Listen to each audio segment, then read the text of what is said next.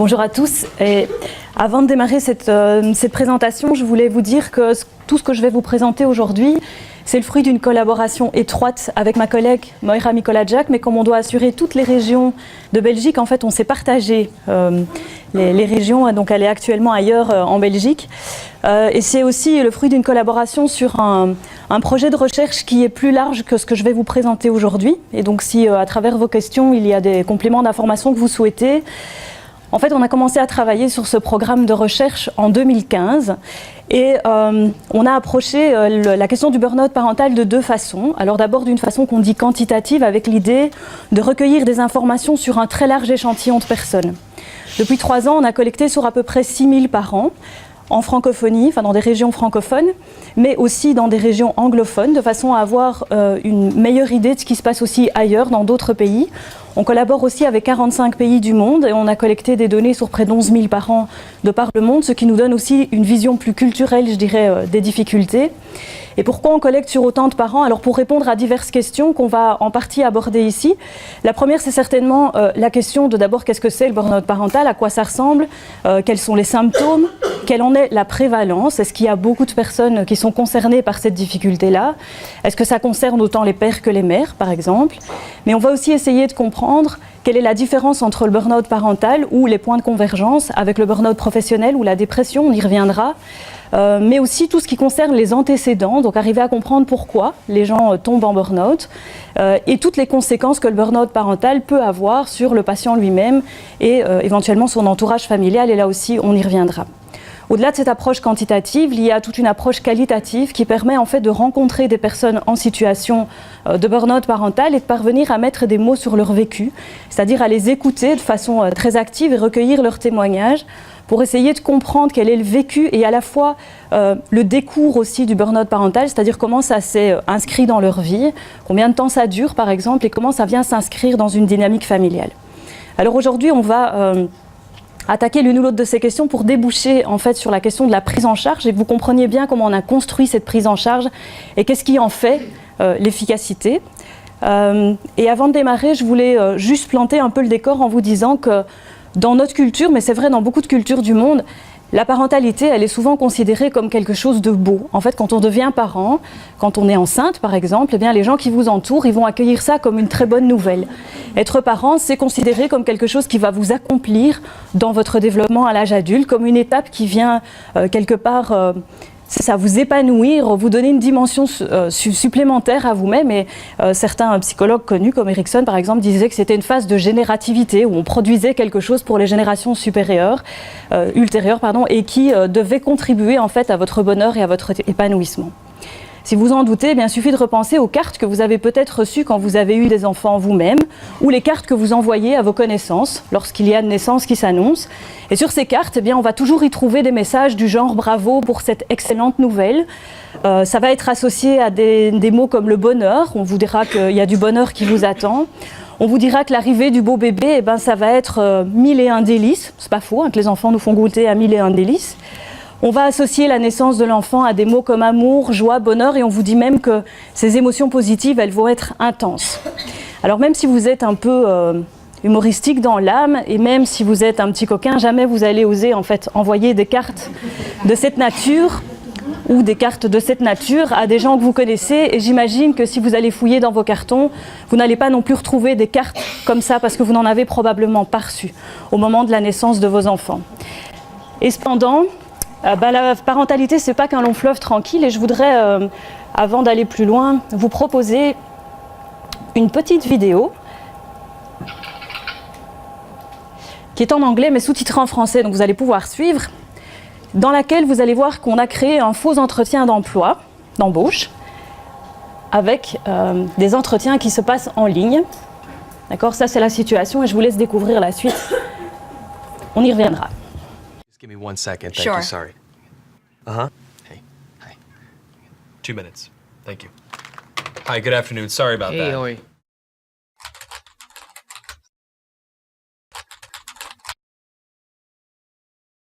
Hi, nice to Hi. meet you. Nice to meet you as well. Have you ever done one of these interviews over the camera before? No. Well, let me tell you a little bit about the job to get started with. It's not just a job. It's sort of probably the most important job. The title that we have going right now is Director of Operations, but it's really kind of so much more than that. Responsibilities and requirements are really quite extensive. First category for the requirements would be mobility. This job requires that you must be able to work standing up most or really all of the time, constantly on your feet, constantly bending over, constantly exerting yourself, a high level of stamina. Okay. That's a lot. For how many hours? 135 hours to unlimited hours a week. It's basically 24 hours a day, 7 days a week. I'm sure you'll have a chance from time to time to maybe just sit down here and there, yeah? You mean like a break? Yeah. No, there are no breaks available. Is that even legal? Oh, yeah, of course, yeah. Okay. Yeah. So like no lunch. You can have or- lunch, but only when the associate is done eating their lunch. I think that's a little intense. No, Not possible. that's crazy. Now, this position requires excellent negotiation and interpersonal skill. We're really looking for someone that might have a degree in medicine, in finance, and the culinary arts. You must be able to wear several hats. Associate needs constant attention. Sometimes they have to stay up with an associate throughout the night. Being able to work in a chaotic environment, if you had a life, we'd ask you to sort of give that life up. No vacations. In fact, Thanksgiving, Christmas, New Year's, and holidays, the workload is gonna go up, and we demand that, with a happy disposition. That's almost cruel. That's almost a very, very sick, twisted joke. Worried about when there's time to sleep or... Oh, no time to sleep. Yeah, all-encompassing almost. That's exactly right. 365 days a year? Yes. No, that's inhumane. That's very insane. The meaningful connections that you make and the feeling that you get from really helping your associate are immeasurable. Also, let's cover the salary. The position is going to pay absolutely nothing. Excuse me? No. Nobody's doing that for free. Yeah, You're pro crazy. bono, completely for free. No. What if I told you there's someone that actually currently holds this position right now? Billions of people, actually. Who? Moms. Yeah. Yeah. Moms. That's awesome. Oh. And they meet every requirement, don't wow. Oh my God. Moms are the best. Yeah, there's no pay. They're 24 hours. They're always there. Now I'm thinking about my mom. they? Yeah, and what are you thinking about her? I'm thinking about all those nights and everything. Thank you so much for everything you do. I know it doesn't seem like I appreciate all of it, but I definitely do. So, Mom, I want to say thank you for everything that you've done. I love you very much. You've been there through thick and thin. My mom is just awesome. She's awesome.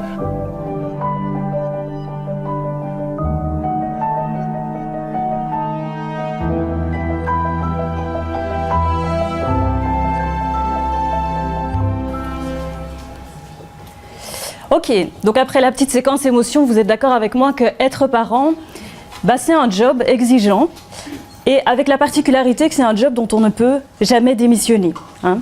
Par rapport au burn-out professionnel, on verra que ça fait une sacrée différence parce que quand on est en burn-out professionnel, on peut toujours à peu près imaginer une espèce de porte de sortie. D'accord ? On vit à une époque où vous pouvez vous réorienter. Il y a des tas de formations organisées par le Forum, mais aussi par les universités qui vont proposer des horaires décalés pour que les adultes en reprise d'études puissent en fait réorienter leur carrière. Ça fait une porte de sortie. Vous pouvez aussi imaginer de changer de job, de faire autre chose, voire d'aller voir votre médecin traitant et de lui demander un certificat médical pour vous mettre en congé de votre travail. Vous pouvez imaginer au pire du pire de quitter votre entreprise et d'arrêter de travailler. Et on a quand même une sécurité sociale qui, dans la plupart des situations, va quand même d'une manière ou d'une autre vous récupérer.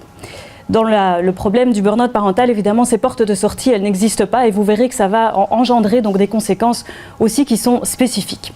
Alors avant d'aller plus loin, on va d'abord se mettre d'accord sur qu'est-ce que c'est que le burn-out parental, quels en sont les symptômes, les signes, et ça c'est évidemment très important pour des acteurs de première ligne qui doivent jouer un rôle dans la détection et la reconnaissance de ce que c'est le burn-out.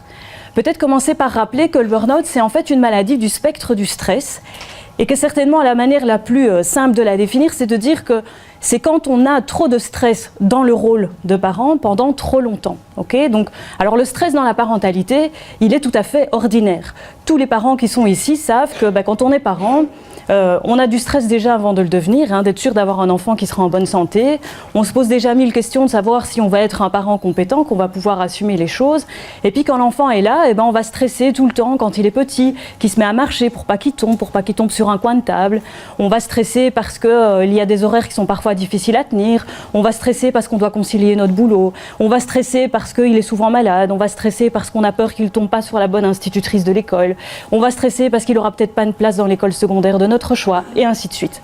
Le stress dans la parentalité, c'est donc quelque chose de tout à fait normal, mais quand ce stress devient trop important, trop fréquent, et surtout qu'il devient chronique et qu'il s'installe dans la vie des personnes, on va voir que ça peut mener aux symptômes suivants.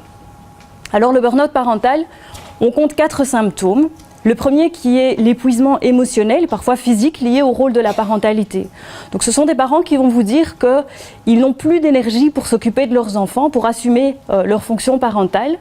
Et ce qui est particulier, c'est que cet épuisement, il est spécifiquement lié au rôle parental. Exactement comme on va avoir dans le burn-out professionnel, où les gens sont en fait fatigués émotionnellement au travail, mais gardent de l'énergie pour d'autres sphères. Donc ils sont toujours pleins d'énergie pour faire une sortie entre amis, ou pleins d'énergie pour investir dans le cadre familial. Ici, c'est l'inverse. L'épuisement émotionnel, il est lié au rôle de la parentalité, donc c'est le fait de passer du temps avec les enfants, d'assumer les tâches d'éducation et de soins liées avec les enfants, de subir cette charge mentale en lien avec la vie des enfants, la vie de famille, qui constitue la source de l'épuisement. Et par ailleurs, le parent va garder de l'énergie pour faire des sorties, proposez-leur une sortie avec les copines, là, il reste de l'énergie. Et pareil, parfois, c'est le travail qui va constituer le havre de paix, l'endroit où on va aller se ressourcer et où on garde de l'énergie. Parfois même, on va continuer, on va poursuivre sa journée de travail, en fait, pour rentrer plus tard, pour voir le moins possible les enfants et échapper à cette sphère qui est la source du stress. Le deuxième symptôme, c'est une distanciation émotionnelle avec les enfants. Alors, dans le burn-out professionnel, on parle davantage de dépersonnalisation, parfois de cynisme. Pour ceux qui connaissent, rappelez-vous que c'est l'idée que quand on est épuisé dans le cadre de son travail, les bénéficiaires du travail, les clients, parfois les collègues, on va en venir à les considérer comme des objets. Par exemple, chez des infirmières, elles parleront du sein de la chambre 213 au lieu de parler de Madame Dumas qui est en souffrance et qui a par exemple un cancer du sein. Okay, cette dépersonnalisation, on ne va pas la retrouver en tant que telle dans le burn-out parental. C'est plutôt une bonne chose de se dire que les parents n'en viennent quand même pas à considérer leurs enfants comme des objets. Mais il y a ce qu'on appelle une distanciation émotionnelle, c'est-à-dire qu'il n'y a plus de connexion émotionnelle avec ce que vivent les enfants. Les parents vont nous dire qu'ils font le strict minimum. Donc ils vont conduire les enfants à l'école, ils vont leur donner à manger, ils vont s'occuper encore de la lessive, mais il n'y a plus cette énergie à s'investir dans une relation à charge émotionnelle. Donc de s'intéresser par exemple à ce que l'enfant a fait pendant sa journée, s'il a passé une bonne nuit, un désintérêt si l'enfant est inquiet, une absence de conscience parfois des émotions compliquées que vive l'enfant, et une forme de détachement par rapport au vécu émotionnel de l'enfant. Et le troisième symptôme, ce sera, alors dans le burn-out professionnel, on parle d'une perte d'efficacité dans son travail. Dans le burn-out parental, ça va se traduire davantage comme une perte d'épanouissement. Donc le parent, il sait toujours faire son travail de parent, mais il n'y trouve plus de plaisir. Tout ce qu'il entreprend avec les enfants, et même quand il doit jouer ou faire des activités qui normalement sont plaisantes avec les enfants, ne parvient plus à y trouver du plaisir, et tout lui semble être une montagne. Leur préparer à manger, c'est une montagne, il n'y prend pas de plaisir, prend pas de plaisir à aller leur raconter une histoire avant de dormir, prend pas de plaisir à investir par exemple les nouveaux jeux qu'ils ont reçus pour Saint-Nicolas, etc. Et le simple fait d'être en présence des enfants est une source de frustration, et ces parents vont exprimer des sentiments de saturation. C'est en fait, j'en ai ras-le-bol de ce rôle de parent, je voudrais tellement faire autre chose que d'être un parent et j'en ai marre d'investir ce rôle. Alors quelque chose qui est très important de garder à l'esprit, c'est que chez tous ces parents, il y a un phénomène de contraste qui fait qu'il y avait le parent avant et puis qu'il y a le parent en burn-out. Pourquoi je dis ça? Parce qu'évidemment, on ne pourrait pas dire de certains parents qui ne se sont en fait jamais investis dans la relation avec leurs enfants, qui ont toujours fait le minimum dans le rôle parental, qu'ils sont en burn-out, parce qu'alors l'appellation même du burn-out, elle serait galvaudée, et c'est comme si on excuse toute une série de manquements chez des parents qui ne s'investissent pas et qu'on les nommerait burn-out. Dans le phénomène du burn-out, il y a eu toujours, à peu près toujours, une phase qu'on dit de burn-in. C'est vrai aussi dans le burn-out professionnel. On ne va pas dire d'un ouvrier qui n'en a rien à faire de son travail et qui ne s'est jamais investi dans son travail qu'il est en burn-out. En général, c'est plutôt la maladie des idéalistes, des gens qui ont donné corps et âme à leur boulot, des gens qui ont surinvesti parfois leurs fonctions, qui avaient des attentes énormes par rapport à leurs fonctions, puis qui tombent en burn-out professionnel. Dans le burn-out parental, c'est le même phénomène. Donc les parents qui sont en burn-out, il y a eu un avant où en général, ils avaient du rôle parental une vision parfois très idéalisée.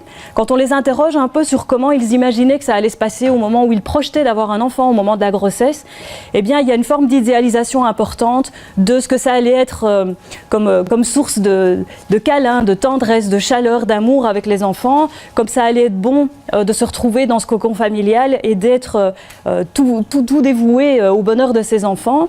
Donc ces parents ont eu une vision très idéalisée et parfois même ils ont couru après des standards très élevés. On parle parfois de perfectionnisme parental. Ce sont des parents qui vont surinvestir parfois la fonction de parentalité, à vouloir être un peu sur toutes les recommandations qu'on donne aujourd'hui pour être le meilleur parent, le bon père ou la bonne mère, qui parle toujours de façon chaleureuse, qui est toujours disponible quand l'enfant a besoin, qui est au taquet pour être attentif aux émotions de l'enfant, qui va lui donner les meilleurs jeux, qui va les mettre dans les meilleures écoles, qui va les habiller de la meilleure des façons, qui ne va pas utiliser des objets qui contiennent du biphénol, etc. etc. Okay ? Donc ce sont des parents qui ont eu un avant et souvent ils ont essayé d'être de très bons parents.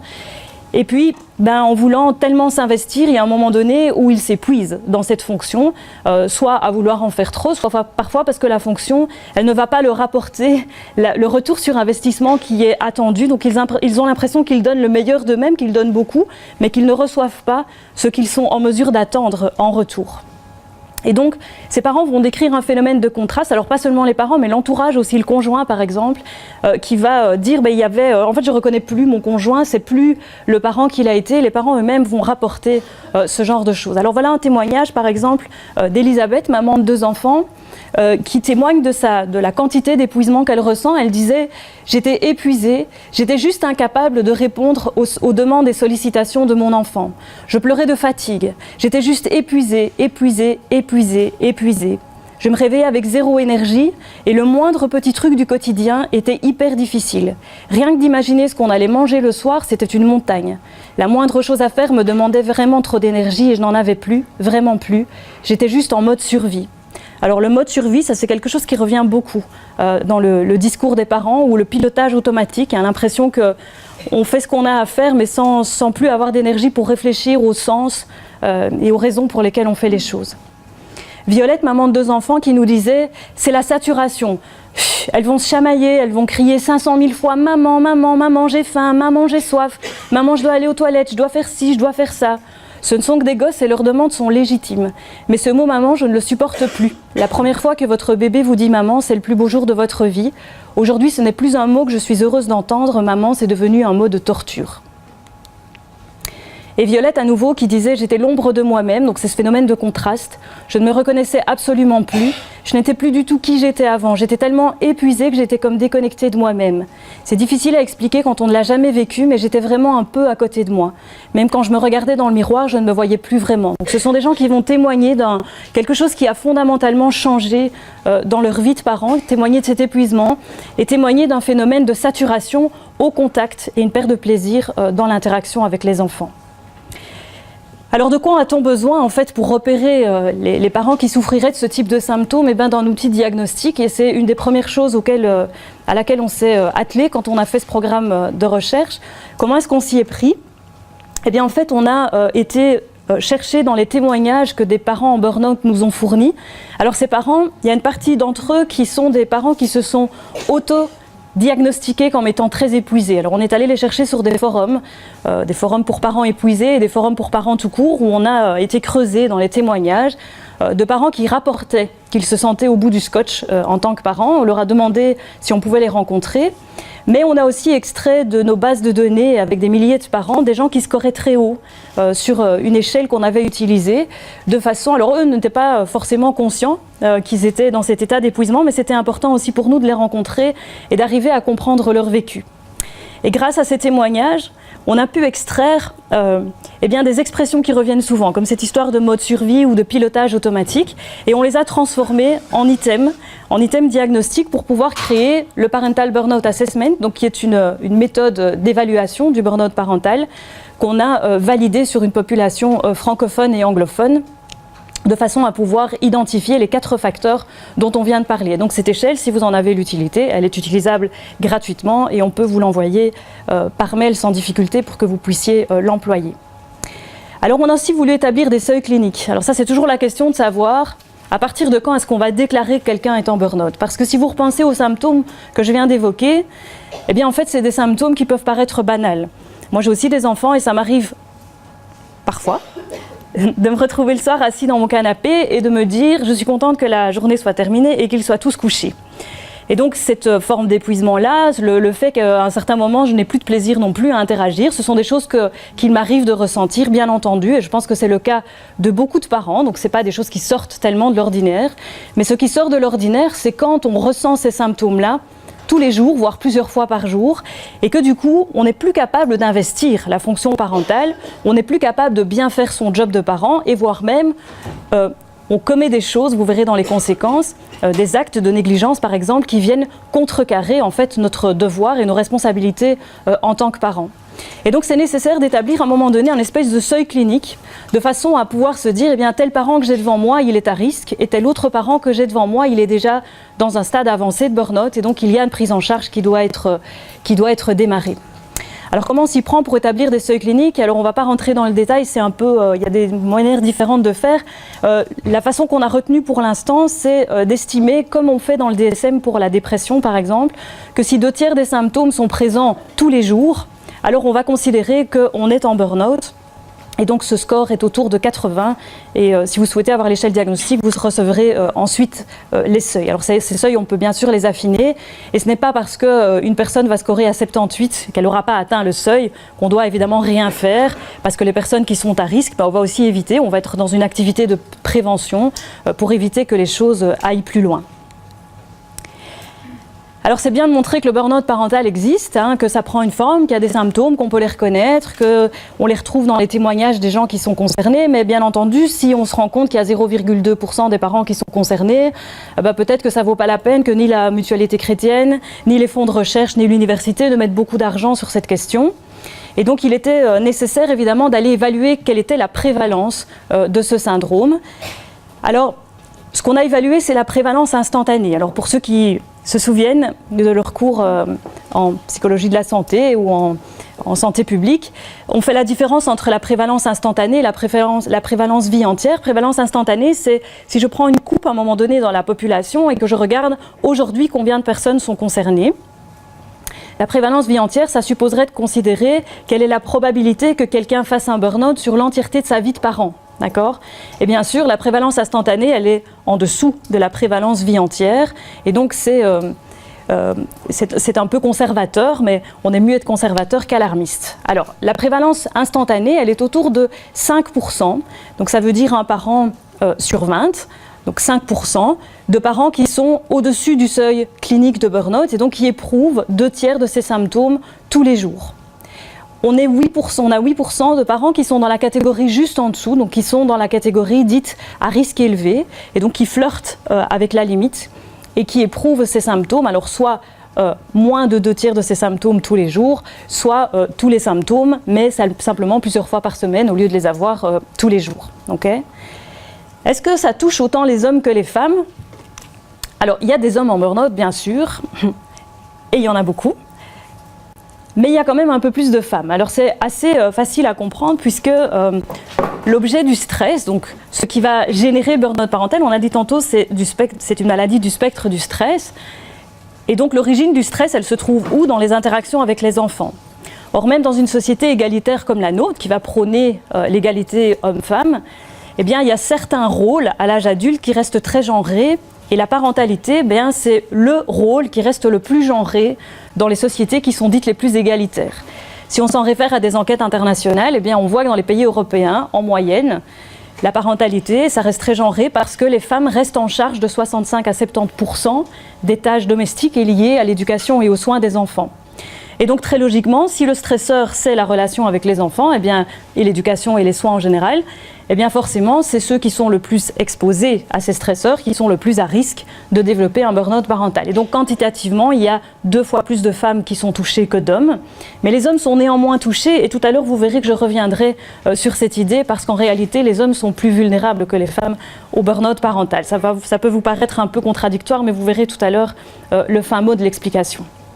Alors si on rapporte cette prévalence instantanée à la population belge, ça veut dire qu'au moment où on parle, il y a entre 150 000 et 210 000 parents qui sont concernés aujourd'hui par la problématique du burn-out. Alors est-ce qu'on doit s'inquiéter ?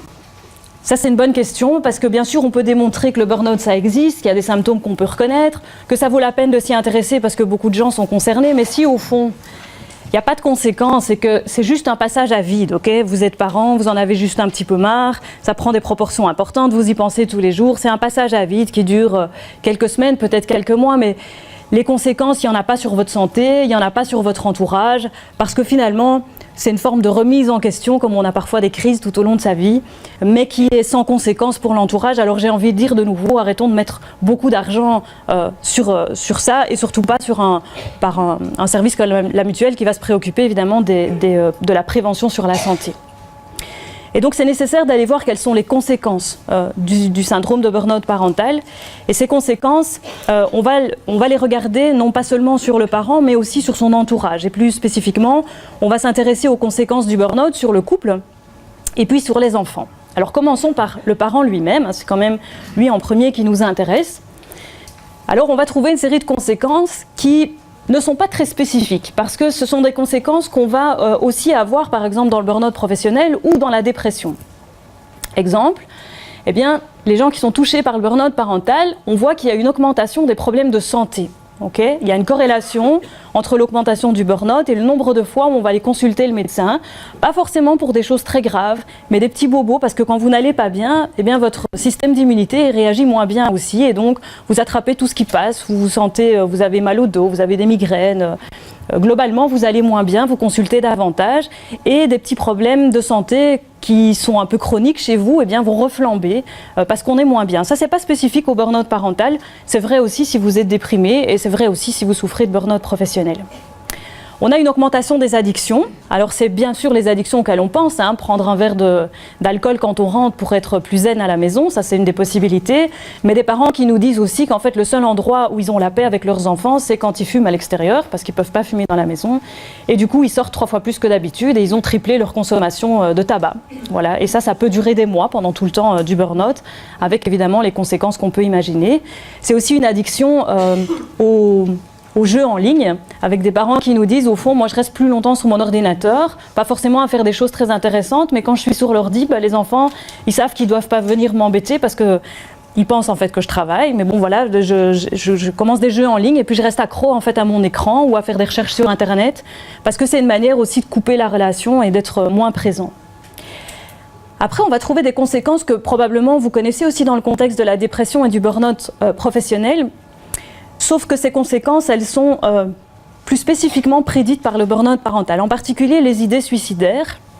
Tout à l'heure, je vous ai dit, après le petit warm-up vidéo, là, je vous ai dit qu'en fait, une particularité du burn-out parental par rapport au burn-out professionnel, c'est qu'on ne peut jamais en démissionner et qu'il n'existe pas de porte de sortie. Et le fait qu'il n'existe pas de porte de sortie, ça va amener les parents qui sont dans cette difficulté-là et qui n'en peuvent plus à aller vers des solutions extrêmes. Parce que comme on ne peut pas démissionner, comme on ne peut pas se libérer de ses responsabilités parentales, finalement la seule façon d'y échapper, c'est d'en arriver à penser qu'on pourrait tout simplement se supprimer, voire même certains qui viennent nous rapporter qu'ils ont aussi pensé non seulement à se supprimer, mais à prendre les enfants avec eux. Donc des idées d'infanticide. D'autres viennent avec des idées de tout plaquer. Alors on appelle ça des fugues parentales. C'est l'idée de comment est-ce que je pourrais bien disparaître à l'autre bout de la terre sans laisser d'adresse et recommencer une autre vie avec d'autres choix.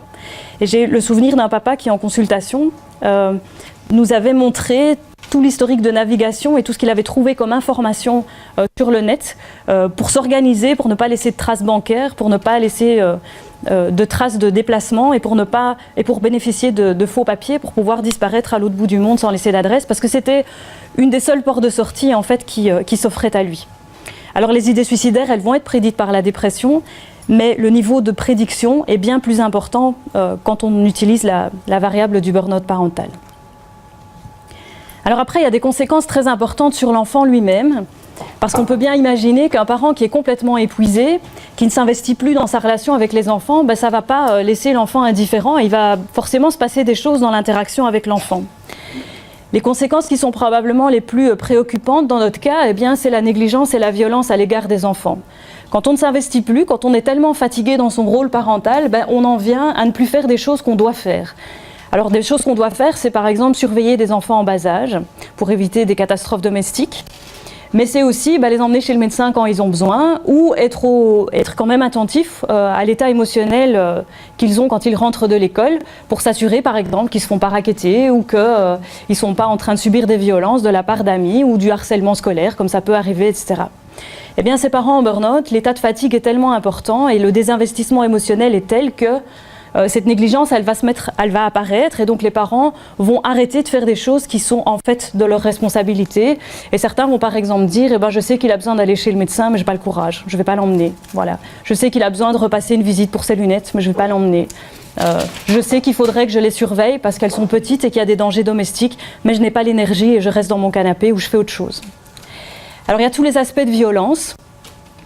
Pourquoi ? Parce que l'irritabilité qui est présente à cause du burn-out et cette difficulté aussi à rester dans l'empathie. Donc quand on est distant émotionnellement de quelqu'un, on a plus de mal à être dans l'empathie parce qu'on n'arrive plus à prendre la perspective d'autrui.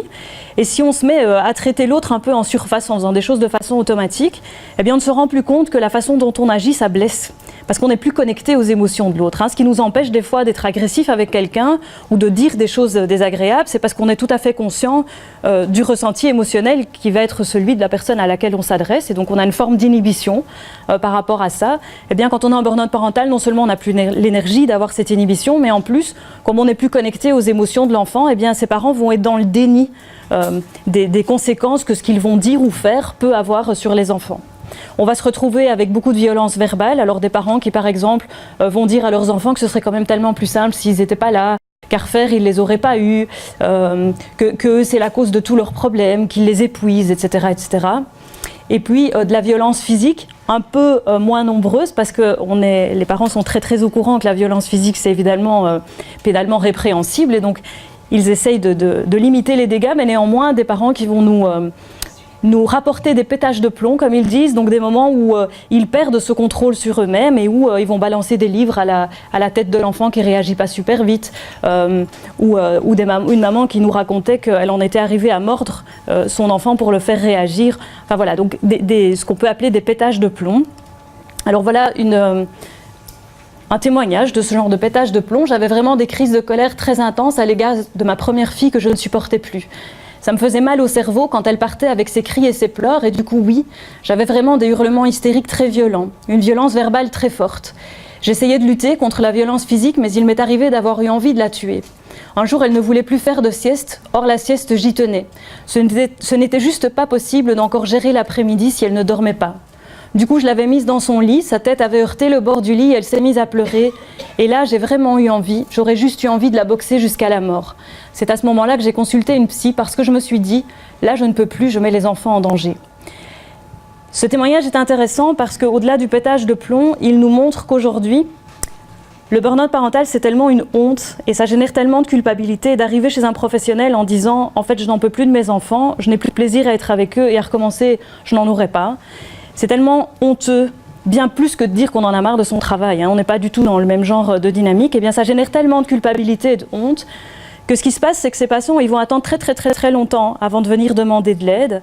Et c'est souvent, un passage à l'acte vis-à-vis d'eux-mêmes, donc une tentative de suicide, une tentative de disparaître, ou des passages à l'acte vis-à-vis de l'enfant, donc de la négligence qui a été trop loin et les enfants se sont mis en danger tout seuls, ou un passage à l'acte violent qui va en fait amener le parent en consultation parce que là, il prend conscience qu'en fait, il est allé trop loin et qu'il se fait peur lui-même. Donc les parents vont nous dire ça, ce phénomène de contraste commence à leur faire peur. Ils ont l'impression qu'ils ne savent plus se maîtriser quand il y a ces pétages de plomb qui prennent des dimensions si fortes. D'où l'importance d'une réunion comme aujourd'hui, qui vise en fait la prévention, qui vise à parvenir à ce qu'on on dialogue sur cette difficulté, qu'on en parle suffisamment pour qu'un parent qui se sent en souffrance s'autorise à venir demander de l'aide avant que ça n'aille jusque-là, avant qu'on en arrive à des actes de négligence et de violence à l'égard des enfants qui prennent ce genre de proportions. Il y a ensuite des conséquences très importantes sur le couple, sur le conjoint. Alors si vous m'avez bien suivi, je vous ai dit tantôt, les conjoints, ils repèrent le contraste. Ils repèrent qu'il y avait le conjoint, le parent d'avant, et puis le parent de maintenant qui est en burn-out. Ils ne mettent pas toujours le nom de burn-out, évidemment, sur ce qui arrive, mais ce dont ils se rendent très bien compte, c'est qu'il y avait un avant et un après. Et je vous ai dit aussi, les parents en burn-out, ils ont souvent eu une phase où ils ont idéalisé, ils se sont hyper investis dans la parentalité. Du coup, imaginez le conjoint qui a eu l'habitude de vivre à côté d'un parent qui a toujours fait beaucoup de choses, qui s'est beaucoup investi, qui était très présent, qui était très préoccupé du bien-être des enfants, et tout à coup tout ça s'arrête. Alors le conjoint, la première chose qu'il constate, c'est qu'avant l'autre en faisait des caisses, et là maintenant il fait plus rien. Et donc il y a une charge très importante, qu'elle soit mentale ou très concrète, de tâches à accomplir, qui revient dans l'escarcelle du conjoint. Et ça va peser très lourd et ça va entraîner évidemment une augmentation des conflits et de l'incompréhension dans le couple parce que le conjoint ne comprend pas toujours ce revirement de situation. Alors l'augmentation des conflits et des pensées adultères, elle est aussi liée à cette envie un peu insondable, j'ai envie de dire, chez les parents en burn-out, qui consisterait à imaginer, fantasmer qu'on puisse recommencer une vie autrement, avec quelqu'un d'autre, qui raconterait une autre histoire et où on n'aurait pas le même genre de problème. Et donc les pensées adultères sont aussi quelque chose de très important. Et dans le témoignage qu'on va lire maintenant, vous verrez que pour beaucoup de parents, se décharger sur le conjoint, c'est une façon d'éviter d'entraîner de la négligence et de la violence sur les enfants. Par exemple, Elisabeth qui nous disait « J'étais exaspérée par mon enfant qui me sollicitait alors que j'étais fatiguée. » Et donc oui, j'étais exaspérée, énervée par cet enfant qui me gênait. J'essayais de gérer, puis du coup, quand mon mari arrivait, j'explosais parce que je n'en pouvais plus. Et j'essayais de me décharger sur lui plutôt que sur les enfants, mais du coup, je l'injuriais, c'était vraiment horrible. Donc on peut bien imaginer que la source du stress, c'est pas le mari. La source du stress, c'est les enfants, mais cette maman, elle a conscience que ça se fait pas, en fait, d'exploser sur ses enfants. Et donc, elle retient, et puis quand le mari rentre, en fait, elle explose. Et c'est sur le mari, évidemment, que les choses retombent. Et ce mari, il n'est pas forcément conscient de ce qui se passe, il n'a pas forcément toutes les clés de la compréhension, et donc on peut imaginer toutes les difficultés que ça peut avoir sur le couple. Alors, le fait que le mari ou la femme, dans l'autre sens, devient aussi celui qui va devoir gérer beaucoup de choses pendant la phase de burn-out, ça résulte dans le fait qu'en clinique, ce qu'on voit, c'est qu'on va traiter un parent en burn-out et il n'est pas rare que dans les semaines qui suivent, on voit le conjoint qui déboule. Alors, une autre question très importante pour des prestataires comme vous, c'est aussi de comprendre un peu, est-ce qu'il y a un diagnostic différentiel à faire entre le burn-out parental, le burn-out professionnel et la dépression? Alors c'est très important de se poser cette question-là parce qu'en fait, le traitement de la dépression et le traitement du burn-out professionnel, on les connaît.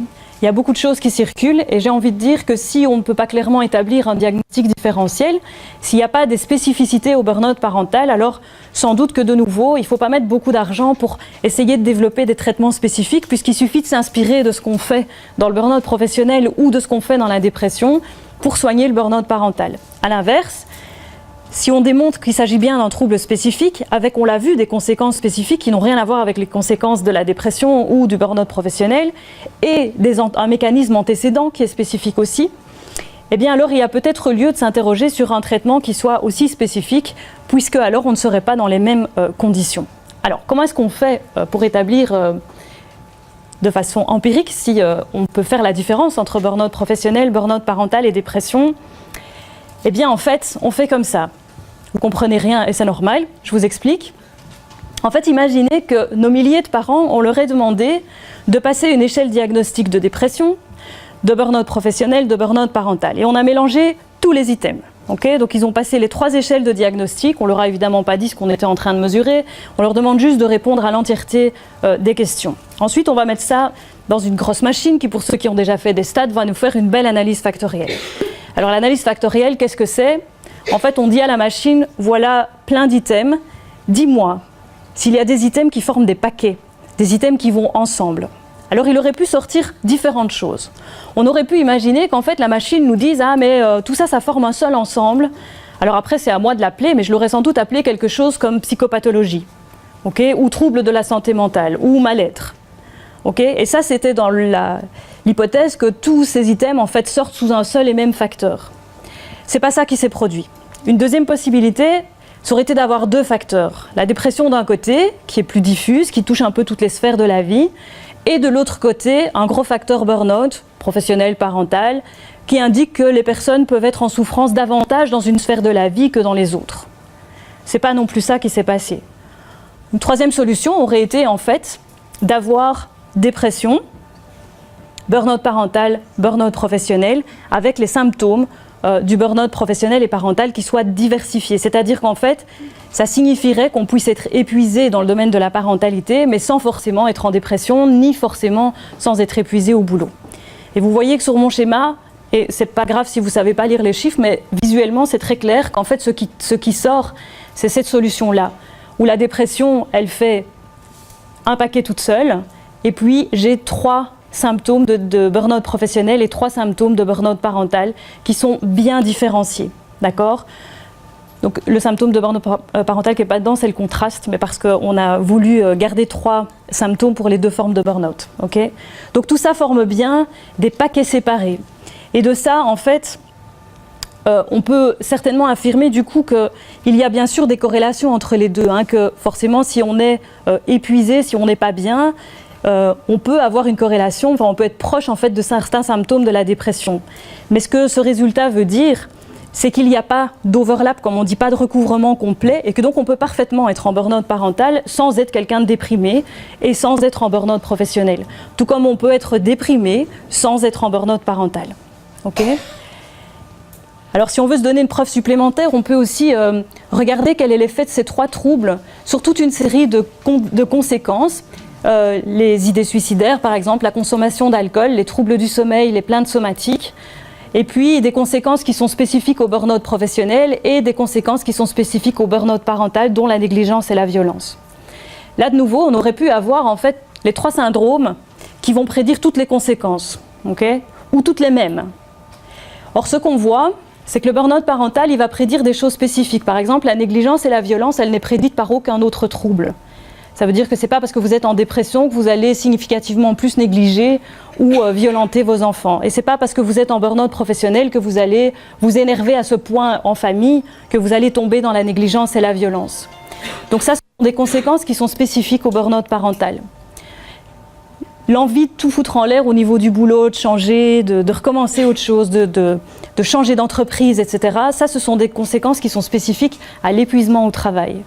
Et puis là, au milieu, on a une série de conséquences qui sont plus générales, comme le fait d'augmenter la consommation d'alcool, le fait de mal dormir, d'avoir des problèmes somatiques. Et on voit que ces conséquences-là, elles sont plus liées à la dépression, qui est ce mal-être un peu plus diffus, qui en fait va vous toucher dans votre fonctionnement quotidien un peu plus général. Simplement, je voudrais attirer votre attention sur les idées suicidaires. Tout à l'heure, je vous ai dit, elles sont bien mieux prédites par le burn-out professionnel que par la dépression. Vous voyez que c'est le cas. Si vous comparez les deux chiffres qu'on a là, en fait, c'est mieux prédit par le burn-out parental, mais ça reste prédit par la dépression. Et alors, je voudrais attirer votre attention sur cette petite flèche. Alors, vous allez me dire, ah oui, ça contredit complètement ce que vous êtes en train de dire, parce que burn-out parental, il prédit aussi la satisfaction au travail. Sauf que peut-être que d'où vous êtes, vous ne voyez pas, mais il n'y a pas de signe moins. Donc ça veut dire que plus on est en burn-out parental, plus on va être satisfait de son boulot. Donc c'est complètement cette idée qu'en fait, l'un va être un havre de paix vis-à-vis de l'autre quand on est en épuisement dans une des sphères. Okay ? Donc bien sûr, on peut répondre à la question en disant oui, le burn-out parental c'est différent de la dépression, c'est différent du burn-out professionnel, parce que on peut faire la différence simplement entre ces troubles en termes de diagnostic différentiel, mais aussi parce qu'il a des conséquences spécifiques. Et qui dit ça, dit qu'il faudra aussi trouver un traitement spécifique qui permette d'adresser à la fois les problématiques qui sont spécifiques au burn-out parental, mais aussi les conséquences qui lui sont spécifiques. Alors maintenant, on va essayer de répondre à la question comment et pourquoi est-ce qu'on tombe en burn-out parental. Parce que pour pouvoir imaginer un traitement, il faut comprendre quels sont les processus qui mènent au trouble. Okay, puisque c'est ces processus qu'on va tâcher de déconstruire dans le traitement. Alors vous essayerez peut-être de garder en tête cette image qu'on peut représenter la parentalité comme le résultat d'une balance. Donc je vous ai dit tantôt, quand on est parent, on est forcément exposé à du stress. D'accord ? C'est ce qu'on va appeler les stresseurs parentaux. Et chacun ici qui a des enfants sait que dans sa balance, à lui, il y a des stresseurs parentaux qui lui sont propres. Okay ? Et par ailleurs, on a aussi des ressources pour faire face à tous ces stresseurs.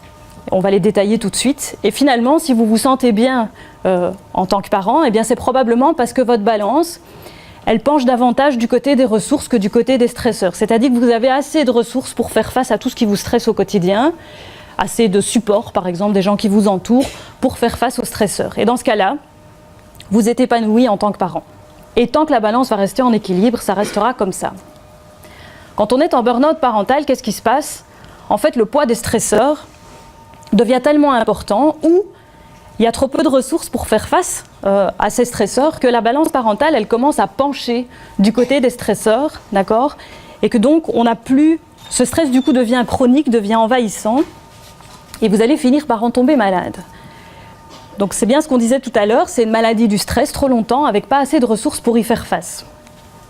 Alors, quand je dis stresseurs et ressources, de quoi est-ce que je suis en train de parler? Il faut imaginer qu'on peut ranger les stresseurs et les ressources d'ailleurs dans 5 familles différentes. La première famille, c'est ce qu'on appelle les stresseurs ou les ressources sociodémographiques. Exemple de stresseurs sociodémographiques. Si vous avez beaucoup d'enfants, imaginez vous en avez 4, ça fait 4 boîtes à tartines, 4 fois les activités extrascolaires, 4 instituts à aller voir au moment des bulletins, 4 fois plus de probabilité qu'il y en ait un qui soit malade à 8h moins le quart quand vous devez partir de façon urgente au boulot, etc., etc. Et augmentation des conflits dans la fratrie. Okay? Donc plus le nombre d'enfants va augmenter, et plus les sources de stress, en fait, potentiellement, vont augmenter. Autre type de facteur sociodémographique, c'est le nombre de mètres carrés dont vous disposez, par exemple, pour élever vos enfants. Si vous avez une famille nombreuse, mais vous disposez de peu de mètres carrés, eh bien, en fait, il n'y a pas d'endroit où vous pourriez aller vous ressourcer, prendre une respiration quand les enfants font beaucoup de bruit, etc. Et donc, c'est un facteur de stress de manquer d'espace quand on a, par exemple, une famille nombreuse. Autre stresseur sociodémographique, ça pourrait être, par exemple, les revenus. Okay. Est-ce que le stress financier, ça fait partie de quelque chose qui est dans vos préoccupations? Parce que, bien sûr, disposer d'argent, c'est une ressource. Parce que si vous en avez un jour un peu marre, ben vous pouvez payer une babysit et puis vous aller au restaurant avec votre conjoint, respirer un bon coup, vous prendre un petit week-end en amoureux et confier les enfants, les inscrire à un stage, etc. Okay? Donc les stresseurs sociodémographiques, c'est tout ce qui concerne l'habitat, le niveau d'éducation, les ressources financières, l'âge des enfants, leur nombre, etc., qui vont amener une quantité de stress dans votre balance. Et puis, il y a ce qu'on appelle les stresseurs situationnels. Les stresseurs situationnels, c'est le fait, par exemple, d'avoir un enfant qui souffre d'une maladie. Alors, ce n'est pas forcément quelque chose de très grave, mais imaginez que toutes les années, pendant l'hiver, votre enfant il fait des bronchiolites et des bronchites et que vous vous tapez la kiné plusieurs fois par semaine, etc. Ben, ça demande de l'organisation et ça va augmenter les demandes, ça va venir peser un peu dans votre balance. Bien sûr, l'enfant, il peut aussi avoir des troubles d'apprentissage scolaire qui fait qu'en fait, les devoirs, eh ben, au lieu de prendre un quart d'heure tous les jours, ça prend 1h45 et ça génère du stress tous les jours parce qu'on finit toujours quand même un peu par s'engueuler et donc c'est compliqué. Après, il y a les situations plus graves où l'enfant souffre d'un handicap ou d'un trouble, comme l'autisme par exemple, ou des enfants qui ont des maladies chroniques, voire qui déclenchent un problème comme un cancer ou quelque chose comme ça, ou une naissance prématurée qui va nécessiter que vous passiez beaucoup de temps à l'hôpital, etc. Ça, c'est les stresseurs situationnels. Et puis, on a ce qu'on appelle les stresseurs personnels. C'est tout ce qui vous constitue, vous, en tant que parent, en tant que personne, qui va faire que vous allez augmenter le poids aussi du stress. Par exemple, si vous êtes quelqu'un de très perfectionniste et que vous appliquez le perfectionnisme à la parentalité, vous allez augmenter le stress dans votre balance parce que vous n'allez rien pouvoir laisser tomber. Okay? Vous voulez que vos enfants ils soient super propres et super bien habillés des pieds à la tête, tout bien assortis avant de sortir. Vous voulez que vos enfants soient dans la meilleure crèche, dans la meilleure école. Vous voulez qu'ils aient les meilleurs jouets.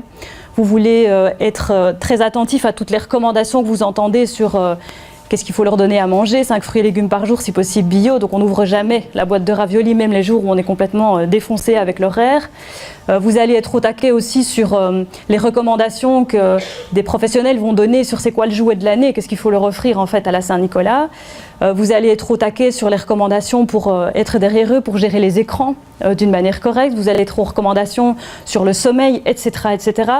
Et aucune de ces injonctions, vous n'allez pouvoir les laisser tomber ou les traiter à votre juste mesure. Et donc, vous pouvez vous faire une vie très stressante et presque impossible à tenir avec des objectifs très hauts parce que vous appliquez ce perfectionnisme à la parentalité.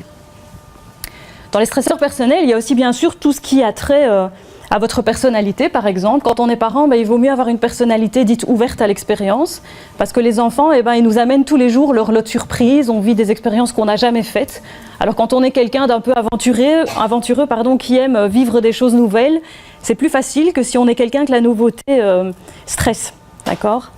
Idem aussi, si vous êtes quelqu'un qui gère bien vos émotions, si vous avez de bonnes compétences émotionnelles, ça va vous aider dans la parentalité. On disait dans la petite vidéo qu'il faut des bonnes compétences interpersonnelles.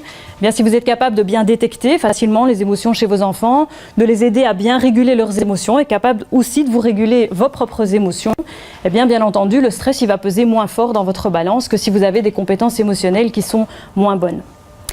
Puis on a les facteurs qui sont liés à la relation avec l'enfant. Alors ça concerne toutes les manières dont on va interagir avec nos enfants. Et certaines manières d'interagir vont augmenter, vont ajouter du stress dans notre balance. Je vais prendre un petit exemple, je suis sûre que ça va vous parler. Parfois, en tant que parent, on se montre inconsistant. C'est-à-dire que c'est non, mais ce non peut parfois se transformer en oui, si je suis fatiguée, si tu insistes un peu, etc. Les enfants, ils vont rapidement enregistrer qu'en fait, avec vous, ça vaut toujours la peine de demander 10 fois ou 15 fois, parce que le non, il risque quand même d'aboutir à un oui. Alors imaginez si vous avez 3 enfants, les enfants font beaucoup de demandes sur une journée, alors on va être gentil, disons qu'ils en font 10. 3 enfants qui font 10 demandes mais qui les font 10 fois, ça fait 300 demandes sur la journée, et ça va constituer un facteur de stress par rapport à un parent qui, au contraire, va établir avec ses enfants des interactions avec un cadre qui est extrêmement clair et délimité et où les enfants savent qu'ils peuvent demander des choses, mais si c'est un non, ça restera un non, et puis du coup, ça va faire seulement 10 demandes par enfant par jour et pas 300 sur ma journée. Donc ça, c'est un exemple, mais bien sûr, il y a toutes sortes d'autres manières d'interagir avec nos enfants qui vont être créatrices ou génératrices de stress.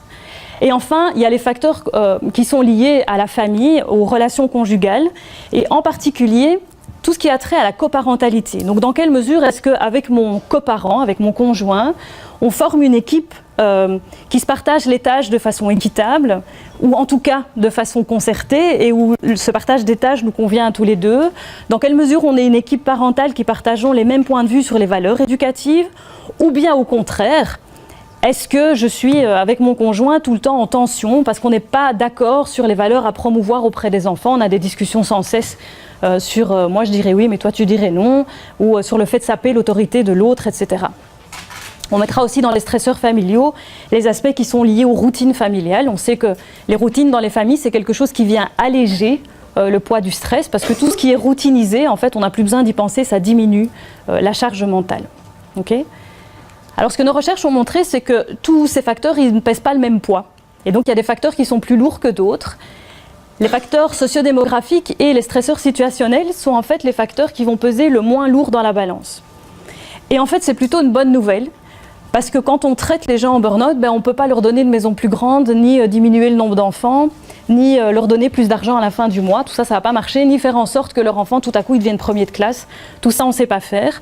Mais par contre, quand on les prend en charge, on peut parfaitement travailler sur des facteurs personnels, on peut travailler sur des facteurs familiaux, on peut bien sûr améliorer l'interaction parent-enfant. Alors en concevant le mécanisme antécédent du burn-out parental de cette façon-là, alors non seulement c'est très visuel, ça parle aux parents, ça parle aux prestataires, c'est facile à imaginer, mais en plus ça permet de respecter le fait que chaque burn-out parental a son histoire. C'est-à-dire que ce mécanisme-là, il est commun à tous les gens, à tous les parents qui vont manifester du burn-out parental, mais par contre, ce qui est présent dans la balance, c'est toujours spécifique à une personne. Okay ? Donc, on pourrait imaginer un parent qui tombe en burn-out parce qu'il a beaucoup de stress financier, parce que le conjoint travaille comme pilote d'avion et est présent 1 semaine sur 3, et donc il n'a pas beaucoup de ressources de soutien, parce qu'il a un enfant qui a des troubles d'apprentissage, parce que c'est une maman hyper stressée, hyper perfectionniste, etc. Okay, ça, c'est un cas de figure, et on est dans une famille qui est plutôt précarisée. Et cette famille, ce parent pourra venir vous trouver parce qu'il est en burn-out. Et puis, on peut avoir des situations de burn-out où les stresseurs et les ressources qui sont dans la balance sont totalement différents. Avec des parents qui, par contre, vivent à 2, avec des horaires qui sont totalement compatibles avec l'école, etc. Mais qui ont acheté tous les bouquins de la parentalité positive et qui se sont mis des standards très élevés et qui ont donc une vie impossible au quotidien. D'accord ? Donc, le processus, il est toujours le même. Ce qui va être spécifique, c'est ce qui va être présent dans la balance de chaque parent. Alors, j'avais promis de revenir à la question des rôles de genre. On a voulu vérifier évidemment si ce processus il tenait chez les hommes et chez les femmes, s'il tenait tout court d'ailleurs. Alors ici vous avez le niveau de la balance et là les différentes catégories de burn-out, sachant que la catégorie 5 c'est quand on est vraiment en burn-out. Okay, alors je vais faire apparaître une petite, si elle veut bien, une petite ligne. Voilà. Donc la petite ligne orange qui est là, en fait c'est le niveau 0 de la balance, c'est-à-dire le moment où l'équilibre est rompu. Okay, alors regardez bien, la ligne en bas c'est la ligne des femmes. Alors les femmes, on voit clairement que quand elles tombent en burn-out, c'est parce qu'elles passent sous la barre du 0. C'est-à-dire qu'à un moment donné, il y a vraiment trop de stresseurs auxquels il faut faire face avec pas assez de ressources pour y faire face. Okay, au-dessus, c'est la barre des hommes. Alors vous voyez que les hommes, ils passent rarement la barre du 0 parce qu'en fait, ils prennent en charge moins de stresseurs liés à la parentalité, donc dans leur balance, il y a un peu moins. Mais vous voyez que ça ne les empêche pas de tomber en burn-out. Okay, alors comment est-ce qu'on peut comprendre ça? Voilà la balance des pères et des mères en burn-out. Chez les mères, c'est exactement comme on a dit, il y a trop de stresseurs qui pèsent trop lourd et pas assez de ressources pour y faire face. Et bien chez les pères, on va avoir un phénomène un peu différent, c'est qu'il reste des ressources, ils font un peu moins face aux stresseurs, mais ça ne les empêche quand même pas de tomber en burn-out. Alors comment est-ce qu'on peut comprendre ça? Eh bien on fait l'hypothèse que les pères sont un peu moins bien préparés que les mères à faire face aux stresseurs de la parentalité. Dans l'éducation des rôles de genre, moi en tant que femme, j'ai été préparée à prendre soin, à être dans cette démarche de prise en compte de plus faibles. On m'a offert des poupées que j'ai habillées, on m'a offert des petits personnages dont il fallait que je prenne soin, que je couche, que je coiffe, etc. Et finalement, quand je me retrouve face à ma mission maternelle, eh bien en fait, il y a des tas de choses qui sont automatisées, qui me paraissent normales, qui sont inscrites dans mon éducation de rôle de genre, comme on dit. Hein. Donc comment est-ce que je me suis construite en tant que future mère, en tant que femme? C'est moins vrai chez les petits garçons, évidemment, qui n'ont pas été habitués à ça. Alors je vais prendre un exemple et peut-être ça va vous parler. C'est un exemple personnel, mais je suis sûre que ça va évoquer quelque chose chez vous. Mon mari, quand on avait des bébés, j'ai toujours aimé l'observer quand il devait les habiller. Alors moi, quand j'habille un bébé, j'ai l'impression d'avoir des gestes naturels. Je peux même en profiter pour jouer avec le bébé, faire des guili-guili, le faire rigoler, tout ça. Et le bébé trouve que ce moment est forcément agréable parce qu'on fait des coucou-beux avec le bord du t-shirt, etc. Et c'est un moment très chouette qui, pour moi, ne me coûte pas beaucoup. Donc, c'est-à-dire que ça ne m'expose pas à un stress énorme et je n'ai pas besoin, du coup, d'avoir beaucoup de ressources non plus pour le gérer. Voire même, j'y prends du plaisir. Quand j'observais mon mari habiller des nouveau-nés, eh bien, en fait, j'ai jamais vu quelqu'un suer des gouttes comme des pois à ce point, parce qu'il est emprunté, parce que ses gestes ne sont pas naturels, parce que c'est pas une routine pour lui, parce que c'est un vrai stresseur. Et du coup, certainement, il ne joue pas. Il recommence à mettre 3 fois les trucs pour que ça soit dans le bon sens. Il a peur de faire mal. Et alors, le bébé, qui ressent aussi le stress chez l'adulte, au lieu de rigoler comme il fait avec moi, il se met à pleurer. Et du coup, il se sent encore un peu plus inefficace que d'habitude. Et donc, cette interaction, elle ne peut pas bien se passer. Alors ça, c'est juste un exemple pour vous dire que dans la parentalité, eh bien, il y a quelque chose chez les femmes qui, dans l'éducation des rôles de genre, nous prépare à faire face aux stresseurs de la parentalité. Et ce n'est pas forcément le cas chez les hommes. Donc tout à l'heure, je vous ai dit, il y a moins d'hommes que de femmes en burn-out, c'est vrai, mais par contre, les hommes sont plus vulnérables au burn-out, c'est-à-dire qu'en fait, ils vont moins bien résister au stress lié à la parentalité que les femmes. On va être capable d'endosser davantage de stress avec un peu moins de ressources que les hommes. Alors maintenant, la question, c'est, je l'espère démontrer qu'en fait, le burn-out parental, ça existe, qu'il y a des symptômes qu'on peut reconnaître, qu'il y a une prévalence qui mérite qu'on s'y intéresse, et puis surtout qu'il y a des conséquences qui sont spécifiques et désastreuses sur les enfants. Et donc, tout naturellement, eh bien, on s'est posé la question de savoir comment est-ce qu'on va traiter le burn-out parental et est-ce qu'il est possible d'évaluer l'efficacité d'un traitement qui permettrait de réduire les symptômes.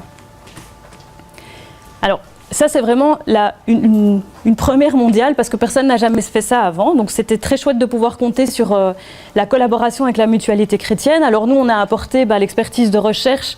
On a formé les cliniciens et la Mutualité chrétienne, elle a mis à notre disposition tout un système d'organisation pour inscrire les parents, les accueillir dans des lieux très sympas, financer le catering, financer la campagne de promotion et de communication autour de ces groupes. Et donc c'est une collaboration sans laquelle ces groupes n'auraient pas pu avoir lieu. Et donc l'idée c'était de tester de façon tout à fait empirique l'efficacité de la prise en charge spécifique au burn-out parental. On l'a fait en groupe, non pas seulement parce que c'est plus facile de mesurer des effets quand on a beaucoup de patients, mais parce que, je vous ai dit tout à l'heure, le burn-out parental, c'est quelque chose qui va générer beaucoup de culpabilité et de honte. Alors le pouvoir du groupe, il est essentiel dans cette histoire parce que, bien sûr, moi en tant que thérapeute en individuel, je peux lever un peu cette culpabilité et cette honte, mais il n'y a quand même rien de tel que de se retrouver en fait avec d'autres parents qui vivent la même chose et qui sont en soi pas des monstres, parce que les gens qui souffrent de ce type de symptômes, ils considèrent souvent qu'ils sont le pire père ou la pire mère de toute la Terre.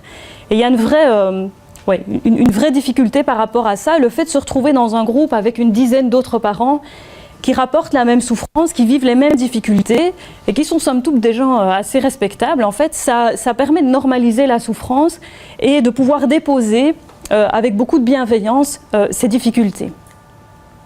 Alors comment est-ce qu'on a fonctionné ? On a fait des groupes pendant 8 semaines. Donc je ne sais pas si vous connaissez cette littérature, mais il y a des méta-analyses qui montrent que parfois less is more. Ça veut dire qu'on n'est pas obligé d'en faire des caisses pour avoir de bons effets. Et donc l'idée c'était d'arriver à trouver un équilibre parce que ces gens sont épuisés et vous allez leur demander de venir un soir par semaine, de s'organiser pour venir un soir par semaine assister aux séances. Donc on a fait des sessions de 8 semaines à raison d'une séance par semaine qui durait entre 1h30 et 2h. Les groupes comptaient entre 6 et 15 parents épuisés, souvent de moyenne autour de 12, et animés par 2 psychologues compétents. Alors j'ai mis compétents parce qu'on les a recrutés parce qu'ils étaient compétents, mais aussi parce que ces psychologues, ils ont été formés à ce type de prise en charge spécifique. Comment est-ce qu'on a fait ? C'est qu'en fait on a rédigé des manuels avec exactement ce qu'il fallait dire aux parents, ce qu'il ne fallait pas dire, comment on allait réagir à un parent qui tout à coup dans le groupe commence à raconter qu'il a violenté ses enfants. Okay ? Comment est-ce qu'on contient ce type de révélation dans un groupe ?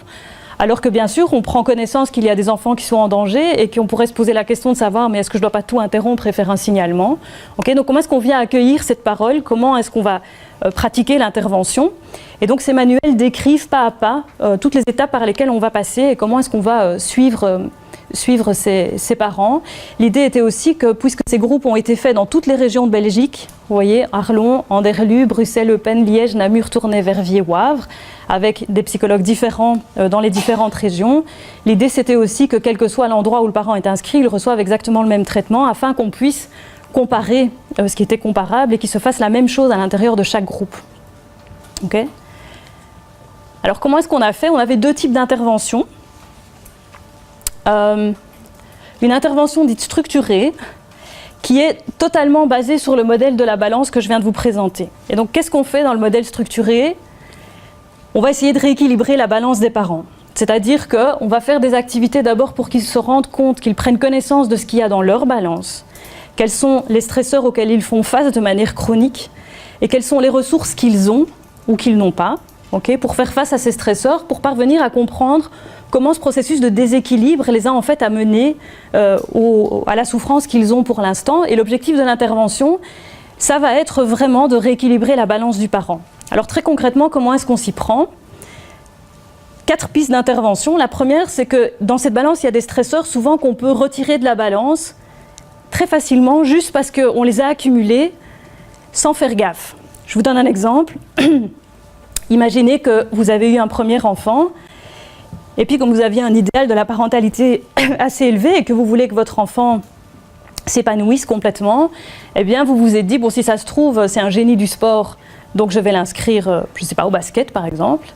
Et puis si ça se trouve quand même, c'est un génie de la musique, donc vous allez aussi l'inscrire à l'académie, et puis le week-end, il va aussi faire du mouvement de jeunesse. Okay ? Puis après, vous avez un deuxième enfant, et vous n'allez quand même pas priver le deuxième enfant de ce que vous avez fait pour le premier. Et du coup, le deuxième enfant, il se retrouve aussi avec 3 activités extrascolaires, pas les mêmes, parce qu'il ne faut pas, les enfants, ils ont besoin d'avoir leur individualité propre, donc chacun ses activités. Et puisque vous avez tout accepté pour le premier, il n'y a pas de raison de mettre des barrières au deuxième. Et puis il y a un troisième qui s'annonce et vous vous retrouvez en fait après quelques années avec 9 activités extrascolaires. Et entre-temps, le premier, il a commencé les compètes. Parce qu'il se fait qu'en effet, il n'était pas trop mauvais au basket et donc il joue aussi le week-end. Ok ? Eh bien ça, c'est une accumulation de stresseurs qui vont évidemment devenir chroniques puisque le problème se répète semaine après semaine. Et on peut tout simplement décider à un moment donné, eh bien, ça ne va pas faire de moi une mère indigne ou castratrice parce que je vais décider que on va limiter les activités à 2 par semaine et par enfant, et donc je vais déjà virer 3 stresseurs de ma balance. Ça, c'est un exemple pour dire, en fait, il y a des stresseurs, des fois, je les ai mis dans ma balance, ok, mais sans forcément m'en rendre compte, et là, juste le fait de faire l'exercice, je me rends compte que je pourrais tout de suite soulager un peu en retirant ces stresseurs. Est-ce que je suis capable, moi, de retirer comme ça tout de suite? C'est très personnel, parce qu'il y a aussi des défenses personnelles, des peurs, des idéaux qui font que certains stresseurs sont compliqués à abandonner, mais on a tous à peu près des stresseurs qu'on pourrait facilement retirer. Ensuite, il y a des stresseurs qu'on ne peut pas retirer, mais dont on peut alléger un peu le poids.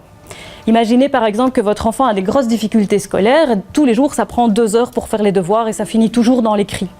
Alors bien sûr, on va rien pouvoir faire pour qu'il soit premier de la classe à partir de demain, ça c'est sûr, mais peut-être qu'un jour, 2 jours par semaine, on peut déléguer la réalisation des devoirs à quelqu'un d'autre.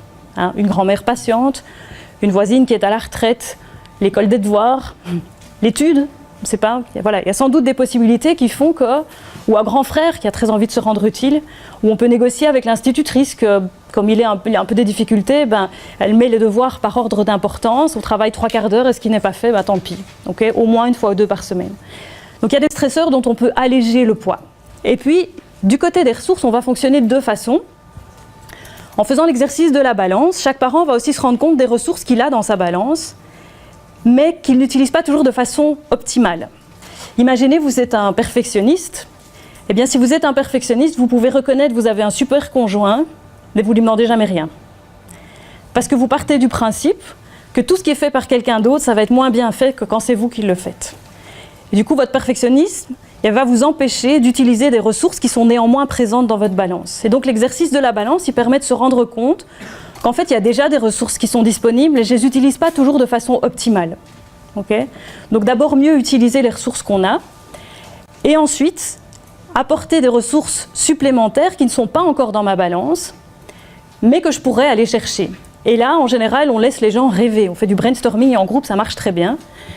Et je vous raconte ce qu'un papa avait mis dans sa balance. Alors on leur dit, voilà, vous pouvez rêver à n'importe quel type de ressources que vous aimeriez en fait ajouter dans votre balance sans vous mettre trop de barrières. Ce papa avait dit au groupe, eh bien moi ce que je voudrais, c'est une ressource qui me permette de partir 1 fois par an en week-end avec ma femme, parce que ça c'est vraiment quelque chose auquel je tenais beaucoup avant de devenir papa. Et maintenant on a 3 enfants, c'est plus possible. Eh bien en brainstormant, qu'est-ce qui est sorti comme idée dans le groupe ? Eh bien, ce papa, il a fait un groupe Facebook avec les parents de la classe d'un de ses enfants. Le deal, c'est que si tu entres dans le groupe Facebook, tu t'engages à reprendre les enfants d'une autre famille, du vendredi après l'école au dimanche midi. Et quelqu'un d'autre dans l'année te rend l'appareil. Okay ?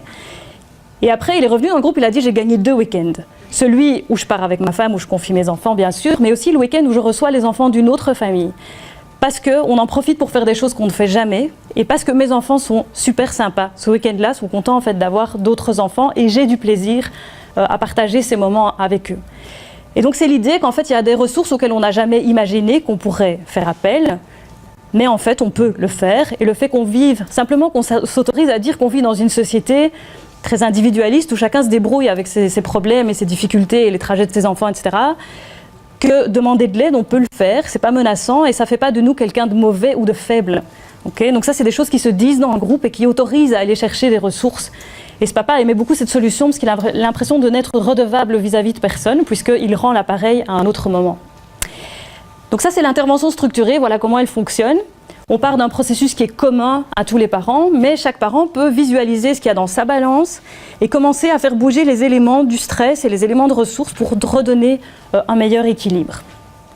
Et puis on avait une autre intervention qui est dite groupe de parole, où là l'idée c'est de fonctionner sur du semi-directif, donc quelque chose de beaucoup plus libre, où au lieu de dire aux parents « eh bien vous êtes en burn-out, je vais vous montrer la voie à suivre pour en sortir », ça c'est l'intervention structurée. Là, on est dans une démarche un peu différente parce qu'on apporte des thématiques, on apporte un peu de matériel mais très déstructuré et on fait de l'empowerment comme on dit, on compte sur les ressources que les parents ont encore pour s'en sortir et trouver des solutions par eux-mêmes. Et là, évidemment, le groupe va jouer un rôle très très important. Alors si on a fait cette deuxième intervention, c'est pour plusieurs raisons. D'abord, il était impossible d'avoir ce qu'on appelle vraiment un groupe contrôle qui ne faisait rien.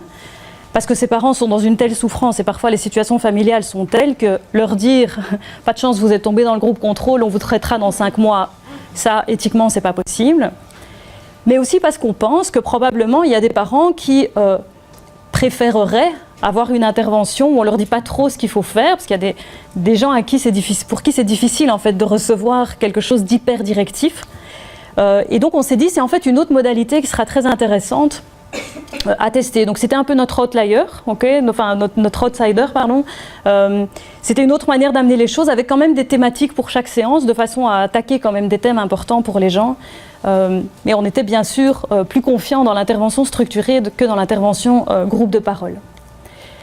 L'objectif du traitement, c'était, dans l'intervention structurée en tout cas, de s'attaquer pas aux facteurs sociodémographiques et situationnels, d'abord parce qu'on ne sait rien y faire, mais aussi parce qu'ils pèsent moins lourd dans la balance, mais de s'attaquer aux facteurs personnels, parentaux et conjugaux, avec une thématique par séance. Par exemple, il y en a une qui est consacrée au perfectionnisme parental.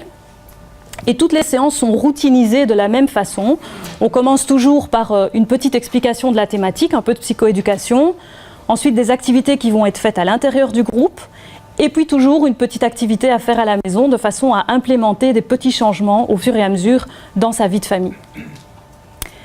Comment est-ce qu'on a mis ça en œuvre très concrètement? Alors, on a commencé à communiquer là-dessus en janvier l'année passée avec l'aide de la mutuelle.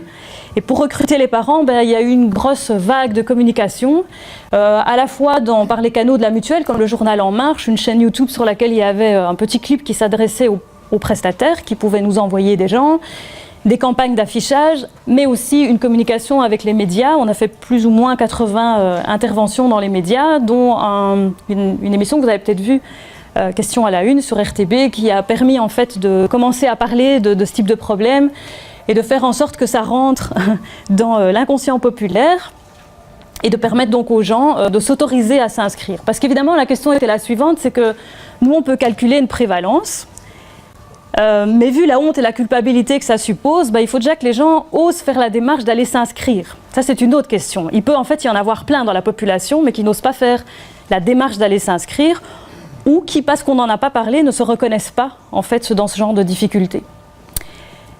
Alors on avait à la base 8 régions dans lesquelles il y avait un groupe à chaque fois, donc à peu près 80 places disponibles, parce que l'idée c'était d'avoir une moyenne de 10 par an dans les groupes. Quand on a ouvert les inscriptions fin janvier, début février, au bout de 3 semaines, on avait 280 demandes. Donc à la question de savoir est-ce qu'ils vont oser venir, la réponse est oui, un peu plus en masse que prévu d'ailleurs, et donc et l'UCL et la mutuelle ont remis de l'argent sur la table pour dédoubler les groupes, en se disant qu'on ne pouvait pas rester insensible en fait à ce type de demande. Du coup, on avait 160 places, on a finalement traité 151 parents qui ont été randomisés dans les deux conditions, donc soit le groupe de parole, soit le groupe structuré. Puisqu'on a pu dédoubler les groupes, il y avait dans chaque région un groupe de chaque type. Les parents n'ont évidemment pas eu le choix d'aller dans un groupe ou dans l'autre. Qu'est-ce qu'on a fait avec ceux qui n'ont pas pu participer? Donc beaucoup sont en attente, sur une liste d'attente, et on va relancer des groupes ici en février. Il y en a quelques-uns qui ne sont jamais présentés, et ce qui concerne le drop-out, donc on s'est aussi posé la question de savoir mais combien de parents vont quitter le groupe. En fait, pas beaucoup, on les compte sur les doigts de la main, parce qu'une fois qu'ils étaient dans le groupe, en fait, les choses se sont assez bien passées. Alors maintenant, la vraie question, c'est est-ce que ça marche? Après avoir fait tous ces efforts, qu'est-ce qu'on peut obtenir comme résultat? Alors vous dire, peut-être avant de passer au résultat, comment est-ce qu'on a fonctionné pour connaître l'efficacité des groupes? On a fait plusieurs choses. D'abord, les parents qui se sont inscrits le plus tôt, c'est-à-dire qui ont manifesté leur envie de participer vers fin janvier, début février. Certains ont dû attendre presque 3 mois avant le début des groupes, d'accord, parce que la phase d'inscription durait longtemps. Du coup, ces gens, on les a mis dans une liste d'attente. Cette liste d'attente, en les mesurant avant et après, nous permet d'avoir une idée, comme dans un groupe contrôle, en fait, de qu'est-ce qui se passe quand juste des gens savent qu'ils vont être pris en charge, mais on ne les a pas encore pris en charge, et 3 mois après, dans quel état ils sont encore. Si rien que le fait de savoir qu'on va s'occuper d'eux amène une baisse significative, alors j'ai envie de dire un bon entretien téléphonique, ce sera très bien. Évidemment, ce n'était pas ce qu'on attendait. Et puis, les gens avant le démarrage du groupe, donc les 151 personnes avant le démarrage du groupe, on leur a fait remplir un questionnaire assez long, forcément sur les symptômes du burn-out, mais pas que. On a aussi mesuré, par exemple, la négligence, la violence à l'égard des enfants, enfin toutes les conséquences qui nous intéressaient. Parce que non seulement on voulait améliorer le burn-out, mais on voulait aussi minimiser les conséquences que ça pouvait avoir sur les idées suicidaires, mais aussi sur les agissements envers les enfants. Donc eux remplissent un questionnaire, ils vont de nouveau le remplir après les 8 semaines d'intervention. Et ensuite, on a organisé au mois de septembre un verre de l'amitié où tous les parents sont revenus se voir et où ils ont de nouveau rempli le questionnaire. Du coup, on peut savoir, 3 mois après la fin de l'intervention, alors ils ont été bien exposés à leurs enfants parce qu'il y a eu l'été, il y a eu les vacances, enfin ouais, ils reviennent là, ils sont au mois de septembre, on a repris tous le boulot. Donc, est-ce que les effets se maintiennent? Est-ce qu'ils ont tenu à l'été? Okay. Est-ce que ça continue d'évoluer dans le bon sens ou est-ce que tout le monde a récupéré son niveau de symptômes du début parce que l'été a été catastrophique? Okay. Donc on a une mesure de follow-up. Et du coup, ça nous permet de savoir, tiens, est-ce que ça marche? Alors, est-ce qu'il aurait fallu s'arrêter là? Non, parce que les gens, ils peuvent dire, en fait, je vais mieux. Mais ça, c'est juste le ressenti subjectif. C'est les gens qui rapportent, oui, ce groupe m'a fait du bien. Et donc, quand je m'auto-évalue, en fait, je vais mieux, j'ai ces symptômes moins souvent. Alors, on a aussi demandé aux conjoints qui nous disent qu'est-ce qu'il observait comme irritabilité chez le conjoint, mais aussi qu'est-ce qu'il observait comme symptômes chez le conjoint. Et puis on ne s'est pas arrêté là, on s'est aussi dit qu'il nous faut une mesure objective. Comme c'est une maladie du spectre du stress, on voulait avoir une mesure objective de la quantité de stress et de savoir si elle avait diminué ou pas. Donc qu'est-ce qu'on a fait? À tous ces braves gens qui se sont prêtés à l'expérience, on leur a prélevé une mèche de cheveux à l'arrière du crâne. Pourquoi? Parce que vos cheveux, ils accumulent du cortisol. Et le cortisol est une hormone de stress. Donc quand je vous coupe une mèche de cheveux à l'arrière du crâne et que je regarde les 3 cm les plus proches du cuir chevelu, comme vos cheveux poussent d'1 centimètre par mois, je peux calculer la quantité de cortisol que votre organisme a accumulé depuis 3 mois, parce qu'il reste dans les cheveux.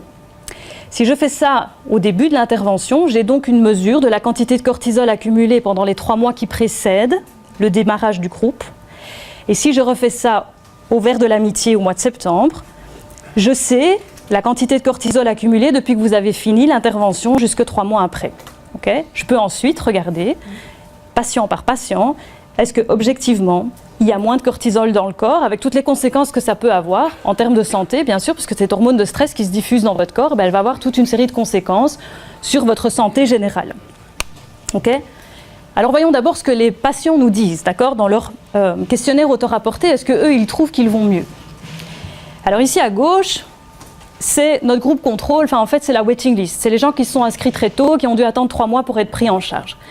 Et vous voyez qu'en moyenne, ils étaient à 85 au début, donc au-delà du seuil de burn-out en moyenne, et ils retombent à 83.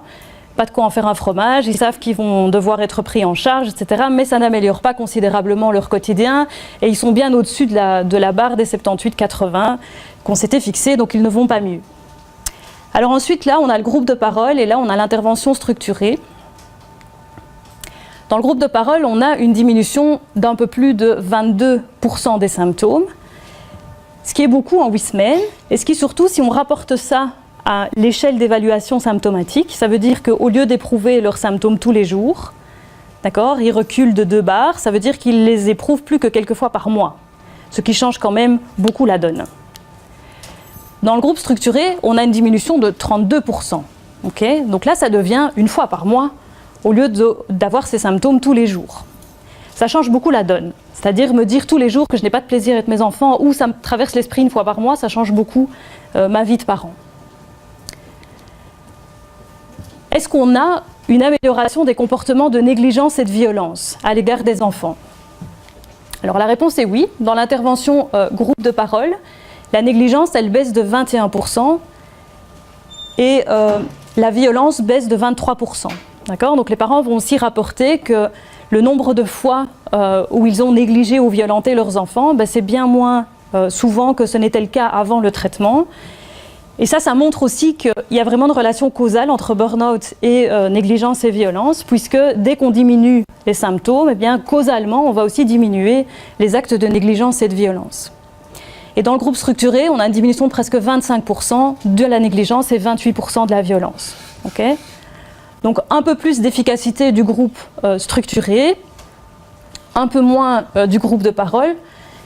Et bien entendu, on peut se dire que quand on est super épuisé, c'est plus rassurant d'avoir quelqu'un qui vous dit exactement par où vous devez aller et ce que vous devez faire que de devoir chercher les solutions soi-même. Et donc bien sûr qu'en moyenne, c'est un peu plus facile d'être dans le groupe structuré. Mais néanmoins, l'autre fonctionne, ce qui veut déjà dire qu'une bonne écoute active, un bon support social, un bon groupe de parole, c'est déjà quelque chose qui peut largement soulager la souffrance.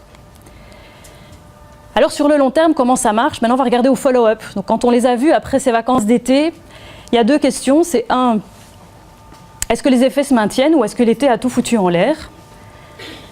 Et 2, est-ce qu'on peut même penser que c'est pas parce qu'on a arrêté le traitement que les gens ils arrêtent de cheminer? Par exemple, dans le groupe structuré, quand on a compris ce phénomène de balance, eh bien, on peut être plus attentif à ne pas remettre du stress, ou en tout cas réfléchir avant d'aller en remettre dans sa balance. Et quand on commence à se sentir de nouveau un peu au bout du scotch, à se reposer la question de savoir est-ce que j'irai pas chercher une ressource complémentaire avant de nouveau d'être dépassé. Donc cette compréhension-là, elle permet aussi d'éviter la rechute et donc de continuer d'avancer dans le bon sens. Alors le niveau de burn-out parental, eh bien, il continue de baisser. Donc entre le pré-test et le follow-up, en moyenne, on a une diminution de 37,64% des symptômes. Ça veut dire que non seulement les effets se maintiennent, mais ils continuent de baisser. Et vous voyez ici que dans le groupe de parole, ça baisse davantage entre le post-test et le follow-up que ce n'est le cas dans le groupe structuré. Pourquoi? Probablement parce que dans le groupe de parole, on ne leur a pas trop dit ce qu'il fallait faire, ils ont cherché des solutions, mais ça continue de percoler après. Okay? Il faut du temps des fois pour que les idées viennent, mais ça vient. La négligence envers les enfants, eh bien, au follow-up, elle est à moins 36,5%. Et la violence, moins 28,64% entre le pré-test et le follow-up. Et donc, de nouveau, ces effets sur les relations avec les enfants, les comportements de négligence et de violence, ils ont continué de progresser et en tout cas, ils se sont maintenus, même si les gens sont partis en vacances avec leurs enfants. Alors ça, c'est un témoignage d'une maman qui avait participé au groupe. Alors, dans certaines régions, j'ai eu la chance que des parents ont participé à la présentation que je fais aujourd'hui, mais j'en ai pas aujourd'hui sous la main et qui se sont mis devant pour témoigner. Mais donc, là, c'est un témoignage écrit, c'est tout ce que je peux faire. Cette maman qui avait dit « Le groupe m'a permis de voir que ces personnes qui souffrent comme moi et qui se trouvent en détresse et se sentent nulles comme moi sont en fait des personnes que j'admire et que je ne pourrai jamais condamner. Et donc, mon regard sur moi a changé pour ça. » Donc ça, c'est le pouvoir du groupe qui vient normaliser, soutenir. Et on a alors au Verre de l'Amitié, c'était intéressant parce que beaucoup de parents ont témoigné de façon informelle des liens qui se sont soudés entre eux, des groupes Facebook qui se sont faits, etc. Et dans certaines régions, des groupes de parents qui continuent de faire des activités ensemble, d'avoir gardé le jour où ils se voyaient au groupe comme soir de répit, où ils font des choses ensemble, et voilà, de se programmer des restos, des petits moments de balade en forêt, etc. Enfin, voilà. Donc c'est assez sympa de voir comment ce groupe a fonctionné aussi comme une ressource en soi. Et avant d'aller plus loin, je voudrais vous dire ce qu'il en est du cortisol capillaire. Okay. J'ai pas de slide parce que c'est tout frais. On a reçu les résultats du laboratoire en Espagne la semaine passée. Et donc, le cortisol capillaire, il a baissé de 50% en moyenne. D'accord ? Donc ça veut dire qu'en moyenne, les gens ont 50% d'hormones de stress en moins qui s'est accumulé depuis la fin du traitement. Et ça, en termes de prévention de la santé, de façon large, c'est évidemment une bonne nouvelle. Alors, bien sûr, le cortisol, il n'est pas que lié au burn-out parental. Hein, on est bien d'accord, si ça se trouve, vous avez aussi des problèmes au boulot, etc. Mais ça n'empêche que le fait d'avoir résolu les difficultés liées à la parentalité a contribué à faire diminuer le cortisol de 50%, ce qui est quand même beaucoup en 8 semaines. Donc c'est un résultat super encourageant et qui montre que ce n'est pas seulement les gens qui subjectivement pensent que ça leur a fait du bien, mais qu'objectivement, on peut témoigner du fait qu'il y a une amélioration générale du fonctionnement et une amélioration certainement en termes de prévention de la santé. Alors tout ça nous montre qu'on a besoin d'un accompagnement spécifique, qu'on ne peut pas juste se baser sur ce qu'on connaît du burn-out professionnel ou de la dépression. Les résultats du groupe de parole nous montrent aussi que la qualité d'écoute, donc le simple fait que les parents trouvent un endroit pour déposer leur souffrance auprès de quelqu'un qui va avoir ce regard de bienveillance et de non-jugement, parce qu'ils sont déjà dans une démarche de culpabilité et de honte importante. Ça, c'est très important. Donc l'écoute active, la considération positive à l'égard de ses parents, c'est certainement un leitmotiv. Permettre de soulager et de normaliser cette souffrance, mais ça passe aussi par la communication, la prévention, tout ce qu'on pourra dire là autour. L'importance de garder en tête que ce petit mécanisme de rééquilibrer la balance, eh bien, c'est quelque chose d'assez concret auquel les gens ont facile de se raccrocher parce que chacun voit, même sans avoir fait l'exercice, un peu ce qui pèse dans sa propre balance. Et surtout, c'est un outil qui est super utile pour prévenir la rechute parce que, comme je disais, une fois qu'on a ce mécanisme en tête, on peut soi-même s'éviter de remettre du stress à outrance. Qu'est-ce qui est prévu pour la suite? Alors plein de choses, il y a encore plein d'analyses qu'on doit faire et certainement une qu'on doit faire, c'est, vous avez vu que les gens ils ont été mis au hasard dans l'un ou l'autre groupe, mais il est probable qu'en fonction du profil des gens, certains aient mieux profité de l'intervention groupe de parole et d'autres du groupe structuré. Par exemple, je peux imaginer que les gens qui étaient le plus élevés dans les symptômes de burn-out parental ont mieux profité de l'intervention structurée parce qu'eux avaient vraiment besoin qu'on les prenne par la main. Mais je peux aussi imaginer que des gens avec un niveau très élevé d'éducation n'ont pas trop envie d'être toujours infantilisés et ont préféré le groupe de parole. Okay ? Donc on doit travailler sur ce qu'on appelle la susceptibilité différentielle, c'est-à-dire en fait, ou les perspectives différentielles, comment est-ce que chaque personne a pu profiter mieux d'un groupe ou d'un autre, et donc pouvoir, pour l'orientation future des patients, savoir qu'est-ce qui convient le mieux à chaque parent en fonction de son profil. Alors une autre chose qu'on a voulu faire aussi, c'est que maintenant qu'on voit que cette intervention fonctionne, eh ben, ce qu'on veut, c'est pouvoir donner la recette, donner les moyens, les activités, la manière dont il faut traiter les personnes à tous les praticiens qui reçoivent ces gens, en fait, qui identifient des symptômes de burn-out. Et donc on va publier le manuel.